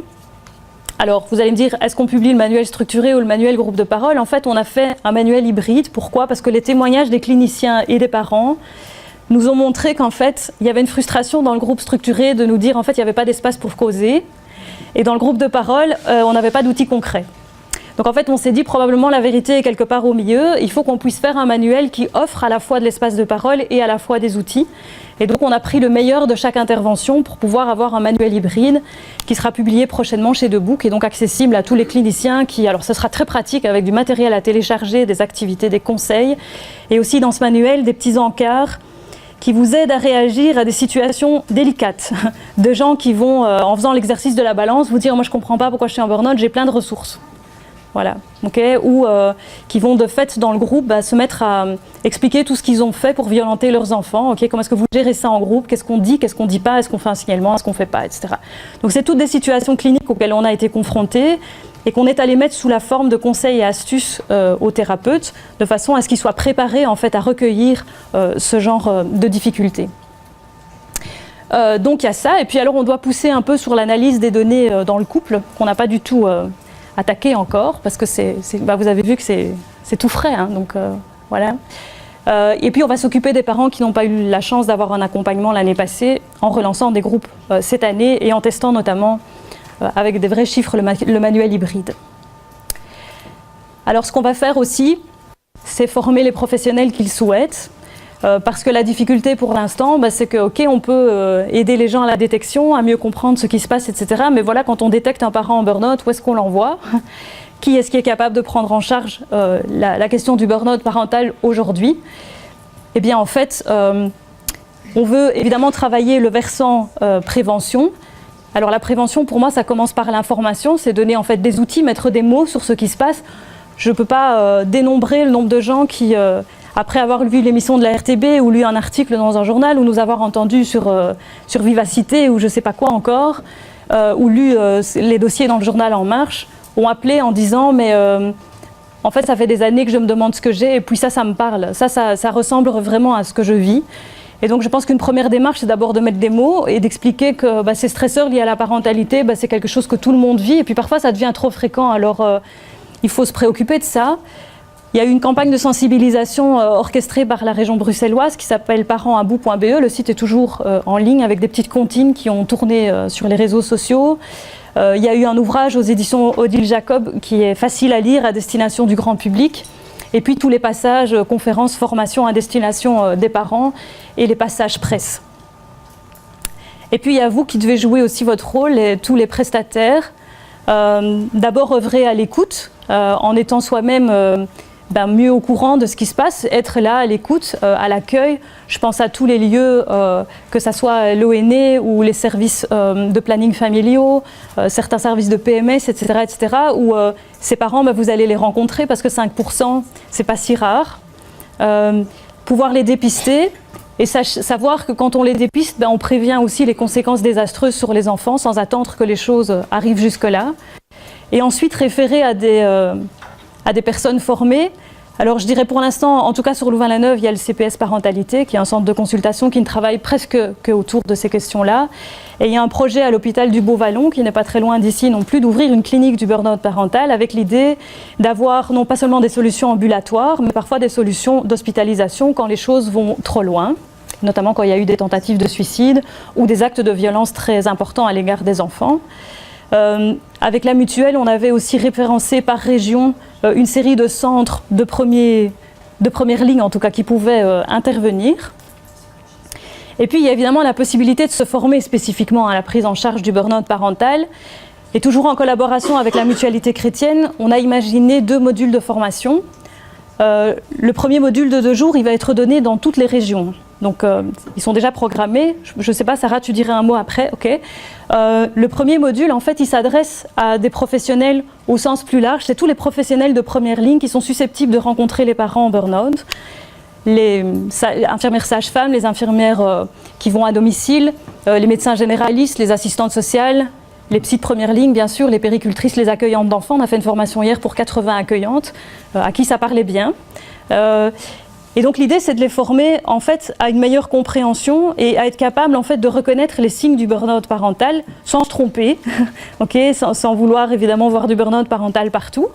Donc de mieux comprendre ce qui se passe et d'avoir ce réflexe d'écoute active qui permet à l'autre de déposer sa souffrance et d'être entendu.